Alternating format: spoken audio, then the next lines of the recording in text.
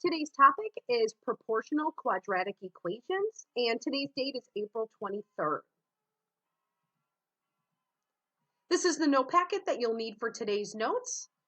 Should be back to back.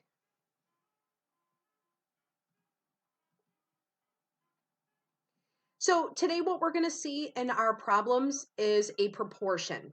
So when you have a proportion, what you have are two equal ratios. But at this level in algebra, typically one of those numerators or denominators is missing. Because one of the terms is missing, we might have our proportion turn into a quadratic equation.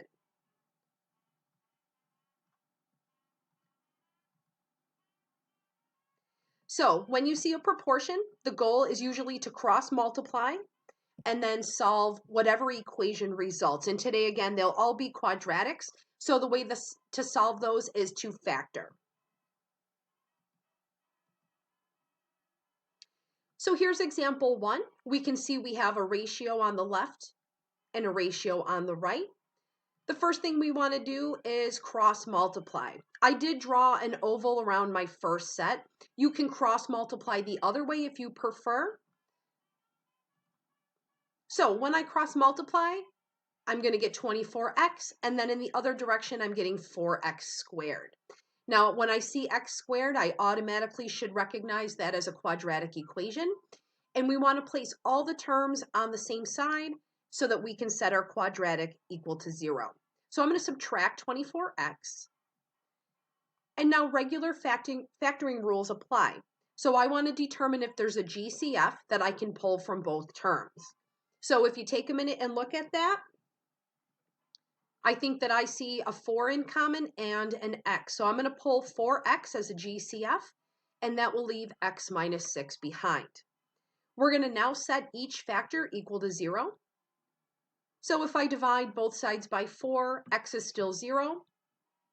And then x minus 6 equal to 0 will give me a root at 6. Remember, we should always sub in and check that our solution does work.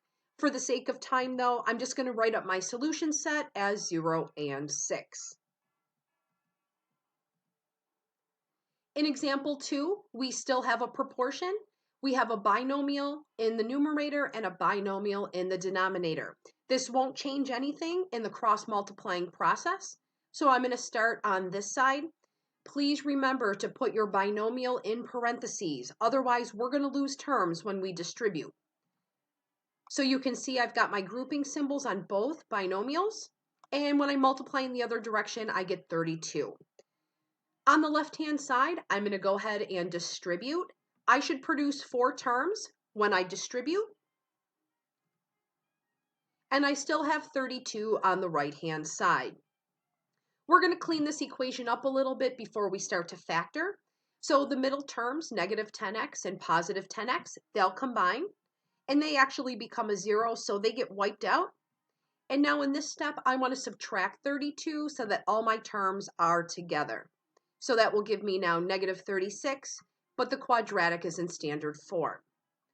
If we have a greatest common factor, we should remove that first. But when I examine this, I can see that the front term and the back term are both squares. So the factoring of this particular quadratic is the difference of perfect squares.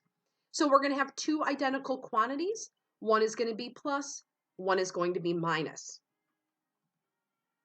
So let me set the first binomial equal to 0. This will give me a root at 6 over 5. The second binomial factor, I have a root at negative 6 over 5. So my solution set is both 6/5 and negative 6/5. And you should anticipate some fractional answers. That is pretty normal. In my third example, I have 2 binomials, both in the numerator. We're going to cross multiply for both. When I do this, I do have a monomial times a binomial on both sides. We want to make sure we, again, use our grouping symbols so that we don't lose a term. So I'm going to go ahead and distribute on the left and the right. And this is my resulting equation. Remember, the goal is to keep the x squared term positive. I'm going to subtract 6x squared from both sides. And now I'm going to add 9 so that my quadratic is in standard form and it's equal to 0. At this point, though, I'm struggling. I don't see a greatest common factor.